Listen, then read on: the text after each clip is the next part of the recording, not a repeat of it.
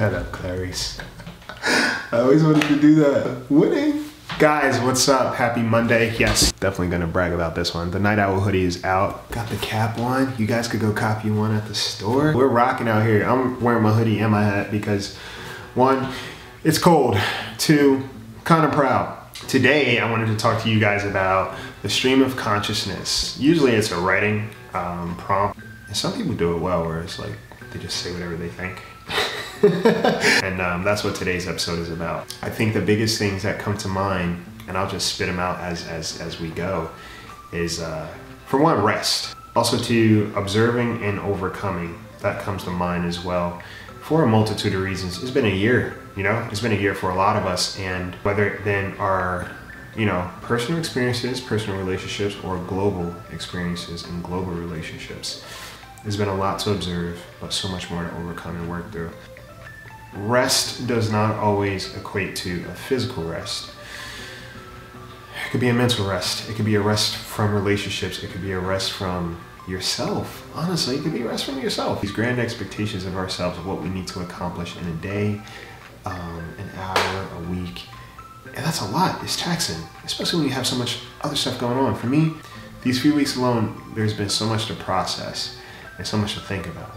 And so much to address, and so much to acknowledge, so much to observe, so much to make peace with.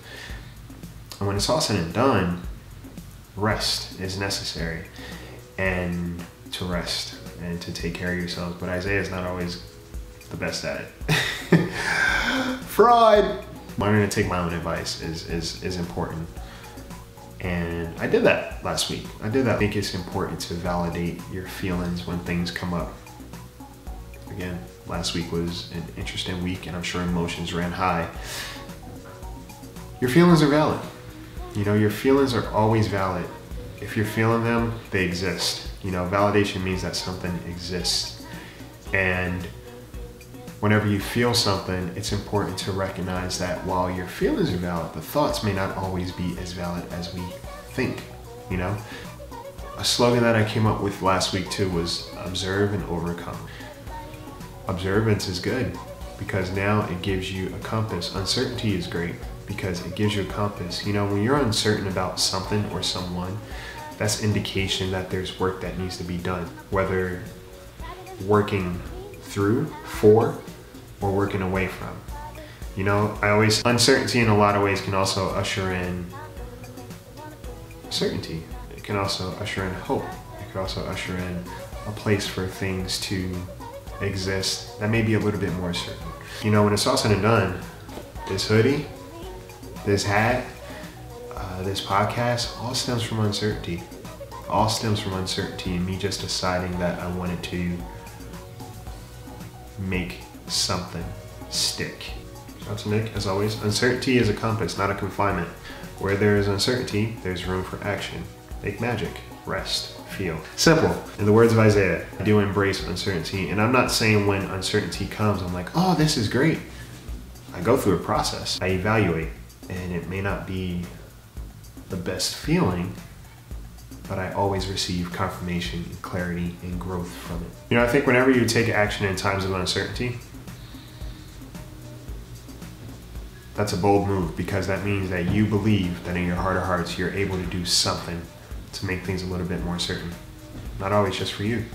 That's what this week has been. Processing, observing, evaluating, and moving forward. And giving myself permission to rest. Because you can't be your best when you're not making it a point to rest. Bars. Also, this is the month of gratitude, right? Thanksgiving's coming up, and it's the gratitude month. Obviously, always be grateful, but take a little more time to be grateful for the things and people in your life that are certain to a degree, that show up with an essence of certainty and assurance and peace. Life is uncertain enough, so it helps to have things that you can be sure of. And it helps to be a person that someone else can be sure of. Let's do a gratitude challenge this month. For the next couple weeks, 5 daily gratitudes. Let me know what you're grateful for. Or don't let me know. Just keep a journal. Keep a tally. And every night before you go to sleep, just write 5 things in the day that happened that you were grateful for. Best kept secret to writing gratitudes is on your worst days, when you don't want to write anything, those are the days that you should write, and maybe write a little bit more. You'd be surprised. Take care of yourselves, take care of each other, and just take flight.